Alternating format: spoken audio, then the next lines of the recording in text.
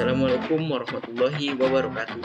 Perkenalkan, nama saya Rihan Agiriano dengan NIM 11 012 18 513. Di sini saya akan menjelaskan tentang Green Matrix sebagai tugas besar pembentukan karakter di Universitas Telkom University Kampus Jakarta. Nah, untuk Green Matrix sendiri adalah inisiatif peringkat universitas global yang berfokus pada penilaian dan promosi keberlanjutan dan tanggung jawab terhadap lingkungan.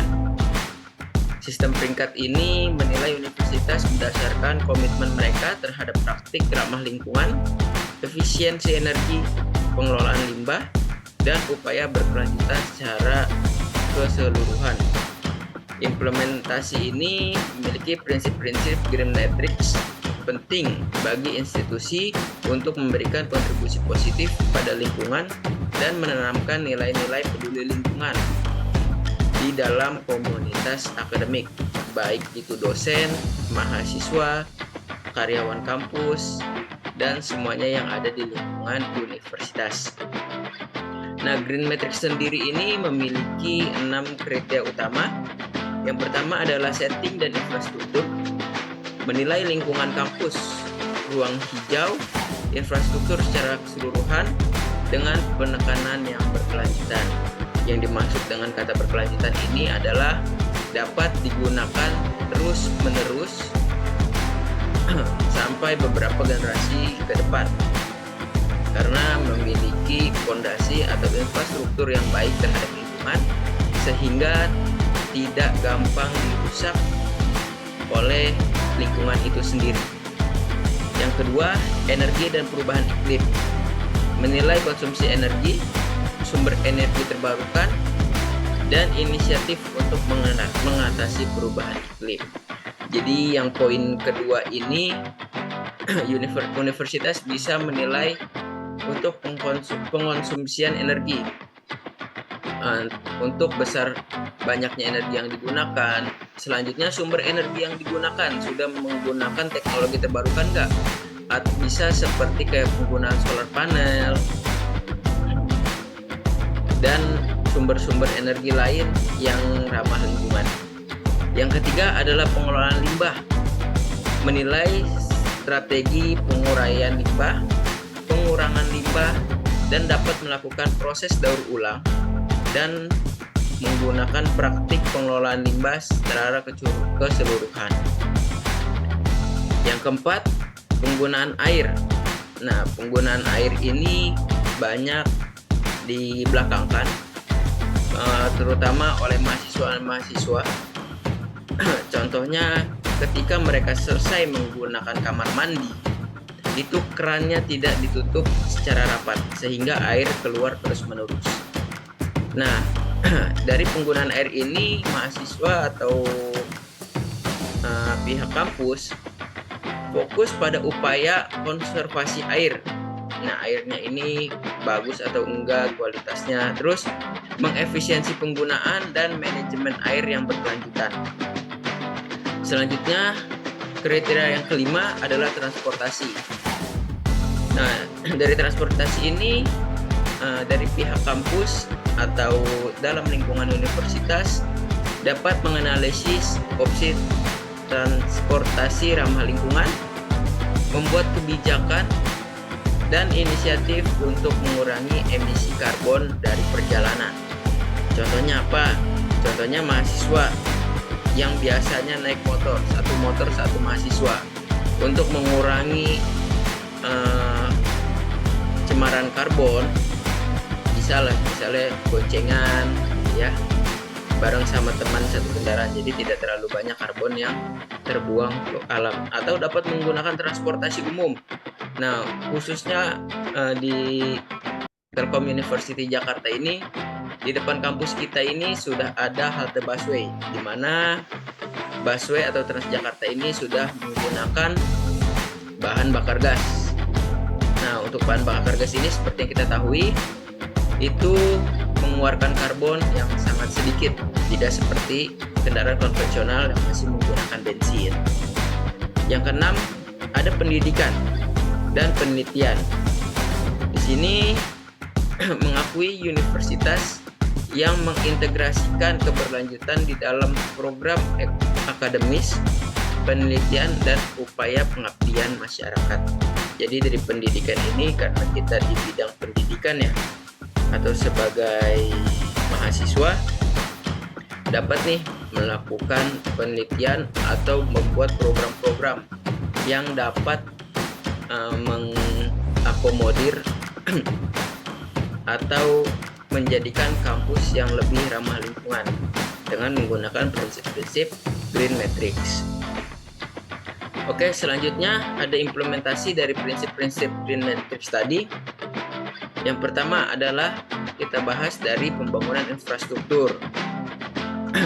Nah, dari pembangunan infrastruktur lagi ini kita bisa bagi menjadi dua, yaitu praktik bangun hijau dan ruangan hijau. Nah, kita bahas satu-satu. Untuk yang praktik bangunan hijau, mengimplementasikan metode konstruksi ramah lingkungan dan menggunakan bahan-bahan berkelanjutan untuk pembangunan infrastruktur kampus. Selanjutnya, ada ruangan hijau. Ruangan hijau ini menciptakan dan mempertahankan area hijau di kampus untuk meningkatkan biodiversitas dan memberikan lingkungan yang menyenangkan. Nah, seperti yang kita lihat di kampus kita ini sudah terdapat ruangan hijau di belakang. Bahkan di ruangan hijau sendiri tidak boleh kita untuk merokok gitu ya, karena dapat terjadi pencemaran udara karena asap rokok tersebut. Selanjutnya, prinsip yang kedua adalah konservasi energi. Nah, di konservasi energi ini kita dibagi menjadi dua lagi, yaitu sumber energi dan teknologi energi supaya dapat dihemat. Nah, yang pertama, sumber energi. Kampus bisa berinvestasi dan mempromosikan penggunaan sumber energi yang terbarukan seperti panel surya, terus listrik tenaga angin, dan panas bumi. Nah, selanjutnya teknologi energi. Kampus dapat mengadopsi teknologi hemat energi, termasuk pencahayaan pintar. Nah, kan banyak tuh ya sekarang ya, yang lampu-lampu sudah ada panel surya. Jadi begitu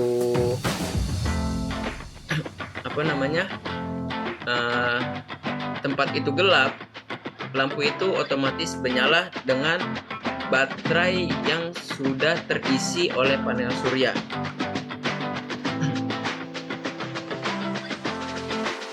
Oke, selanjutnya pengelolaan limbah.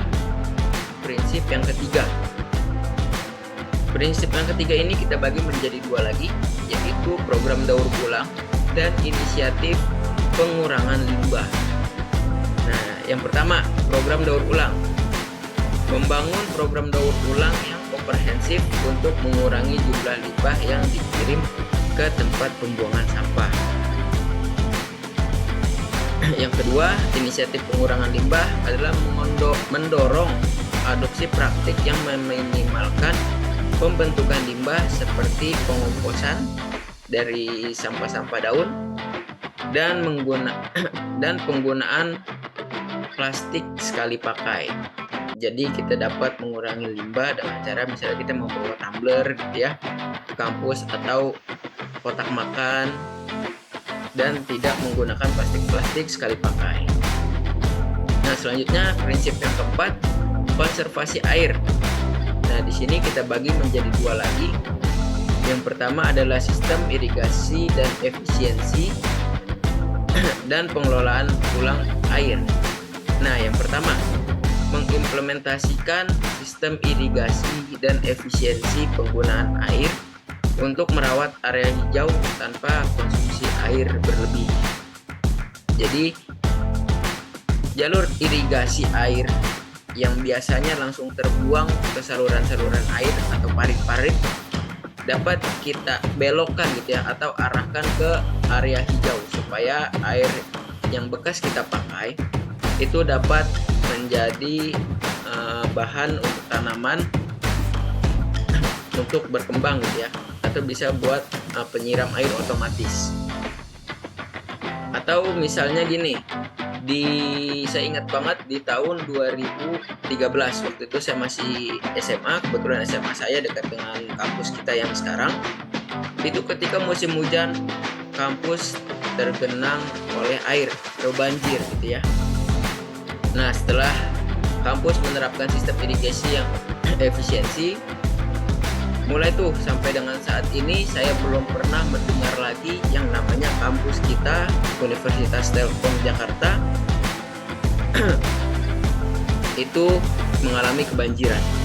Selanjutnya, yang kedua ada pengelolaan ulang air, yaitu menyertakan sistem pengelolaan daur ulang air untuk mengurangi penggunaan air secara keseluruhan. Nah, dari sistem irigasi yang tadi yang seperti saya contohkan, air yang tadinya terbuang gitu ya begitu aja langsung ke parit bisa kita gunakan kembali untuk menyiram tanaman, sehingga air yang biasanya kita gunakan untuk menyiram tanaman yang langsung air bersih gitu ya, langsung dari penampungan kah atau dari pompa air, itu bisa kita hemat, kita tidak pakai karena kita sudah menggunakan air yang setelah kita pakai sebelumnya. Selanjutnya, yang kelima adalah prinsip dari transportasi, yaitu kampus dapat mempromosikan transportasi ramah lingkungan, yaitu mendorong penggunaan sepeda. Nah, apalagi sekarang sepeda banyak ya modelnya ya. Banyak juga orang-orang yang bekerja melakukan back to work. Mungkin teman-teman mahasiswa dapat ke kampus menggunakan sepeda. Atau sekarang banyak beredar itu kendaraan listrik. Bahkan pemerintah saking mempromosikannya itu membebaskan kendaraan listrik dari yang namanya ganjil genap dan transportasi umum untuk mengurangi jejak karbon dari perjalanan. Yang kedua, inisiatif berkendara bersama. Nah, seperti yang saya jelaskan di awal, yang tadinya kita satu motor sendiri bisa jadi berdua, atau yang tadinya kita biasa bawa motor sendiri bisa naik kendaraan umum. Nah, kendaraan umum kan juga kita bareng-bareng ya sama orang lain, jadi kita tidak menyumbang karbon begitu banyak. Dan yang kedua ini adalah memfasilitasi program untuk mendorong berbagi kendaraan di antara mahasiswa, dosen, dan staf. Namun saat ini yang saya lihat gitu ya, ini belum begitu banyak yang menjalankan untuk program berbagi kendaraan. Yang banyak saya lihat di jalanan Jakarta itu masih setara SD, SMP, SMA, di mana pemerintah memfasilitasi bis sekolah. Nah, itu kan mengurangi dari penggunaan kendaraan sendiri-sendiri atau pribadi. Selanjutnya, prinsip yang keenam, integrasi pendidikan dan penelitian dibagi menjadi dua lagi, yaitu mata kuliah berkelanjutan dan pendanaan penelitian. Yang pertama, dari mata kuliah berkelanjutan adalah memperkenalkan program akademis dan mata kuliah yang berfokus pada keberlanjutan lingkungan hidup, ilmu lingkungan, dan teknologi hijau. Selanjutnya ada pendanaan penelitian adalah mengalokasikan sumber daya dan dana untuk proyek penelitian yang berkontribusi pada keberlanjutan lingkungan.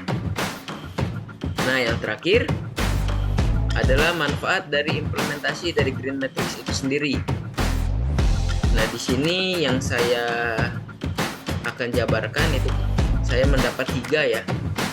Yang pertama, dampak lingkungan yang positif, yaitu dapat mengurangi jejak ekologis dan mempromosikan praktik berkelanjutan, berkontribusi pada upaya global untuk mengatasi perubahan iklim.